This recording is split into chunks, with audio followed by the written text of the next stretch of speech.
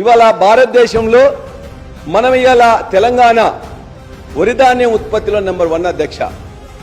2014లో మన స్థానం 14వ స్థానం. వరి విస్తీర్ణంలో ఇవాళ నెంబర్ 1.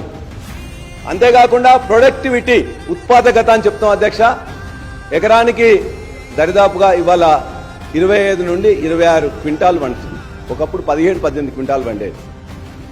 అదేవిధంగా ఉత్పాదకతలో పంజాబ్ తర్వాత ఇలా నెంబర్ 2గా వచ్చిన అధ్యక్ష. ఇవాళ విస్తీర్ణము ఉత్పాదకత తర్వాత ఇలా వరి ఉత్పత్తిలో 3 కోట్ల మెట్రిక్ టన్నులతో పంజాబ్ ని, ఉత్తరప్రదేశ్ ని, వెస్ట్ బెంగాల్ ని అందరినీ తలదన్ని ఇలా నెంబర్గా వచ్చినాం. మంత్రాలు ఇస్తే రాలేదు అధ్యక్ష. ఇవాళ విస్తీర్ణం పెరిగింది. ఆనాడు 131 లక్షల ఎకరాలుంటే ఇవాళ 210 లక్షల ఎకరాల్లో ఇలా వానాకాలం కానీ యాసంగి కానీ సాగవుతున్నది అధ్యక్ష. అదేవిధంగా మనం ఇవాళ ప్రొక్యూర్మెంట్ చేసినాం. ప్రొక్యూర్మెంట్ కూడా ఇవాళ చాలా మంది సభ్యులు చాలా విషయాలు మాట్లాడారు.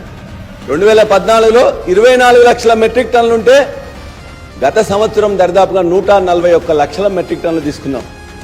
మనం తీసుకుందాం అనుకుంటున్న సందర్భంలో కూడా కేంద్రం ఒప్పుకోకపోతే సన్నోట్లు, దొడ్డోట్లు అని చెప్పేసి వాళ్ళు ఇబ్బంది పెడితే మొత్తం యావత్తు ఎమ్మెల్యేలు కానీ, ఎమ్మెల్సీలు కానీ, ఎంపీలు కానీ, క్యాబినెట్ కానీ అక్కడ పోతే చాలా అవమానకరంగా మాట్లాడారు. క్యా చమత్కార్ కర్ దియా, I was there in the meeting with కేంద్ర మంత్రులు.